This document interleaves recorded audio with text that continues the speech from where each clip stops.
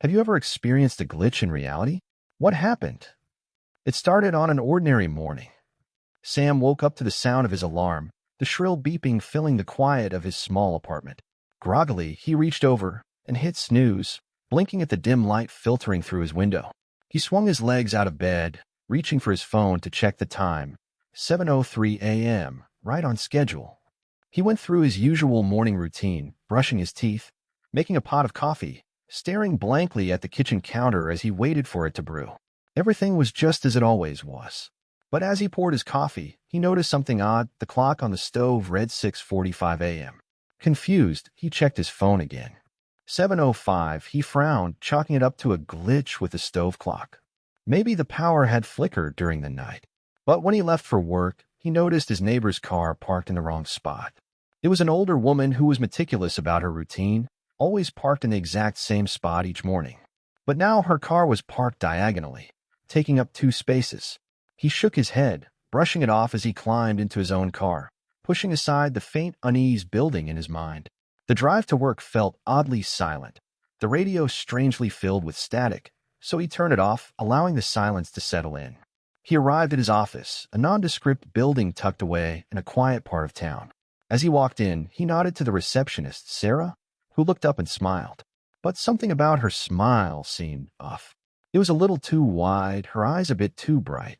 He couldn't put his finger on it, but it left him with a prickling sensation at the back of his neck. "Good morning, Sam," she said, her voice chipper. "Morning," he replied, keeping his response short, hoping to shake off the feeling. But as he walked to his desk, he could still feel her eyes on him, watching until he was out of sight. The rest of the morning passed in a blur of emails and meetings, but Sam couldn't shake the sense that something was wrong. He kept catching small details that didn't make sense. A pen that was in his hand one moment and gone the next, only to reappear a few minutes later, his computer's clock jumping back 5 minutes, then forward by 10. By lunchtime, his unease had grown to a low buzz of anxiety, gnawing at the edges of his mind. He decided to go for a walk to clear his head. The office was in a business park surrounded by green lawns and walking paths, the perfect place to unwind. As he stepped outside, the fresh air did little to ease his tension. Everything looked normal, yet it felt as though a thin veil had settled over his reality, distorting it ever so slightly. He walked down the path, hands in his pockets, staring at the ground as he lost himself in thought. But when he looked up, he froze. Ahead of him, about 20 feet away, was a man wearing the exact same clothes as him, walking in the same direction, mirroring his movements perfectly. The man stopped, and Sam stopped. The man reached into his pocket, and Sam instinctively did the same. They stared at each other for a long, tense moment. Sam opened his mouth to call out, but as he blinked, the man was gone, leaving him standing alone, heart racing, his mind reeling. Sam stumbled back to the office, his thoughts a tangled mess. He tried to convince himself he'd imagined it, that it was just a trick of the light, or maybe someone else in similar clothes. But the logical part of his mind knew better. There had been something wrong with that man, something that went beyond coincidence. The rest of the afternoon passed in a fog. He barely noticed his coworkers, barely heard the hum of conversations around him. All he could think about was that moment on the path, that inexplicable encounter. When he finally left for the day, he was exhausted, his mind numb from the constant, unshakable feeling that something was terribly wrong. He climbed into his car, pulled out of the parking lot, and started the drive home. But as he drove, he realized he didn't recognize the road. He blinked, looking around in confusion. He'd driven this route hundreds of times, knew every twist and turn by heart. But now, the buildings were unfamiliar, the trees taller and denser than he remembered. Panicked, he pulled over to check his GPS, but the screen was blank, showing only a spinning loading icon. He tapped the screen, trying to get it to refresh, but nothing happened. With a deep breath, he decided to keep driving, hoping he'd find something familiar soon. After a few minutes, he spotted a gas station up ahead and pulled in, hoping to get directions. He stepped out of the car, his heart pounding as he approached the entrance. Inside, the gas station was eerily quiet. There were no customers, and the shelves were sparsely stocked, as though no one had shopped there in years. The fluorescent lights hummed, casting a sickly yellow glow over everything. Behind the counter stood a clerk, an older man with thinning hair and a blank expression. He looked up as Sam approached, but there was no recognition in his eyes, no warmth, only a cold, vacant stare. "Excuse me," Sam said, his voice shaky. "I think I got turn around. Could you tell me how to get back to Park Avenue?" The clerk blinked slowly, as though processing the words, and then he smiled, a strange, unsettling smile that didn't reach his eyes. "There is no Park Avenue here," he said in a flat, monotone voice. "Only the road you're on." Sam's stomach twisted, and he took a step back, a cold sweat breaking out across his skin. He muttered a quick thank you and rushed back to his car, glancing back at the gas station as he climbed inside. The clerk was still watching him, his blank eyes tracking his every move. Sam locked the doors, his hands shaking as he started the engine and sped away, the gas station fading into the distance. The rest of the drive felt like a fever dream. He passed houses with boarded-up windows, empty fields where he knew there should have been office buildings. His phone had stopped working entirely, the screen frozen on a single ominous message, no signal. Finally, he saw the familiar outline of his apartment building in the distance, and a wave of relief washed over him. He parked, ran up the stairs, and slammed the door behind him, his breath coming in ragged gasps. But as he looked around, he realized his apartment didn't look right. The walls were the same color, the furniture in the same place, but there was something off. The light seemed dimmer, the shadows longer, stretching across the floor in strange, unnatural shapes. His phone buzzed, and he glanced down, expecting a text or a missed call. But the screen showed a single photo, an image of himself, standing in his living room, staring at the camera with an expression that was both familiar and foreign. Heart pounding, he looked up, scanning the room. But there was no one there, nothing to explain the photo. He backed away, his mind racing, trying to make sense of what was happening. And then his phone buzzed again, a new photo appearing on the screen. This time, the photo showed him standing in the hallway, looking directly at the camera. Behind him, in the shadows, was the faint outline of another figure, a man wearing the exact same clothes, the exact same expression, mirroring his every move. In a last desperate attempt to escape, Sam bolted for the door, throwing it open and sprinting down the hallway. But as he reached the stairs, he froze. Standing at the bottom was the man from his dreams, his double, his face twisted into a cold, vacant smile. Sam backed away, his heart hammering as the figure stepped forward, each step perfectly synchronized with his own. He felt the world blur around him, the walls closing in, the air growing colder, and he knew, with a sickening certainty, that he was trapped. Trapped in a reality that wasn't his own, a glitch, a shadow world where nothing was as it seemed. And as the figure reached out, mirroring his every movement, Sam's vision faded to black, his last thought a silent, desperate scream that echoed through the empty halls. Sam's world had dissolved into shadows and whispers, leaving him standing alone in a darkened hallway that seemed to stretch endlessly. The last thing he remembered was his double's cold, empty smile, the figure reaching out to him, and then nothing.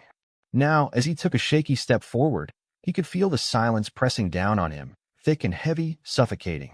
He reached into his pocket, his fingers trembling as he pulled out his phone, hoping for some kind of connection to the real world. But when he unlocked the screen, he saw nothing but a reflection of his own face staring back at him, his eyes wide and frightened. Then, slowly, his reflection began to move on its own, its mouth curling into that same eerie smile he had seen on the man's face earlier. Sam stumbled back, dropping his phone, his heart pounding as the image on the screen faded to black. He turned, desperate to escape, and started running, his footsteps echoing off the walls. But no matter how far he ran, the hallway stretched on, bending and twisting in ways that defied logic. Doors lined the walls, each one identical, yet none of them led anywhere. He tried opening a few, but they only revealed empty, dark rooms, filled with shadows that seemed to shift and writhe in the corners. Finally, exhausted and panicked, he came to a stop, leaning against the wall as he caught his breath. As he stood there, he heard a soft, whispering voice echoing through the hallway, growing louder with each passing second. "Sam. Sam, come back." The voice was familiar, but it sounded distorted, layered with an otherworldly echo that sent a shiver down his spine. He turned, scanning the hallway, but saw nothing but shadows stretching out before him. Then, out of the darkness, a figure began to take shape, a shadowy silhouette that slowly materialized, its form flickering like a distorted reflection. It was him, his double, standing at the far end of the hallway, watching him with that same vacant, soulless smile. Sam took a step back, his heart racing as his double started to move, its footsteps perfectly synchronized with his own. He backed away, trying to put as much distance as possible between himself and the figure, but only drew closer, Its eyes locked onto his with an intensity that felt almost predatory. "Why are you running, Sam?" the figure asked, its voice a low, mocking whisper that echoed through the hallway. "You can't leave. You're part of this now." The words hit him like a punch to the gut, and he turned, sprinting down the hallway as fast as he could. The walls seemed to close in around him, the air growing colder and thicker with every step. He could feel the presence behind him, closing in, matching his every movement, as if it were a shadow he couldn't escape. As he ran, he caught glimpses of other figures in the rooms he passed, distorted versions of himself, each one twisted and unnatural, their faces frozen in expressions of horror, anger, and fear. They reached out to him as he passed, their hands clawing at the air, their mouths open in silent screams. He pushed forward, refusing to look back, his mind racing with the realization that he was trapped, that this twisted reality had swallowed him whole. The walls seemed to pulse and shift, bending and warping as if alive, as if they were trying to consume him. Finally, he reached a door at the end of the hallway, different from the others. It was old and weathered, with a single flickering light above it casting an eerie glow. He hesitated, his hand hovering over the doorknob, every instinct telling him not to open it. But as he glanced back, he saw his double standing just a few feet away, its eyes empty, its smile widening as it reached out toward him. With a surge of desperation, Sam turned the doorknob and threw the door open, stepping into a small, dimly lit room. The walls were lined with mirrors, each one reflecting his terrified expression back at him from different angles. He closed the door behind him, leaning against it as he caught his breath, his heart racing. But as he looked around, he realized that his reflection wasn't moving. The figure in the mirrors stared back at him, its expression blank, its eyes cold and empty. Slowly, the reflection began to change, its face twisting into that same unnatural smile he had seen on his double. It raised a hand, pressing it against the glass, and Sam felt an icy chill spread through his body, as though he were being pulled into the reflection, into the twisted reality on the other side. He tried to look away, but his gaze was locked onto the reflection's eyes, drawn into their dark, hollow depths. The room around him began to fade, the walls dissolving into darkness, leaving him standing alone, surrounded by the mirrors and his distorted reflections.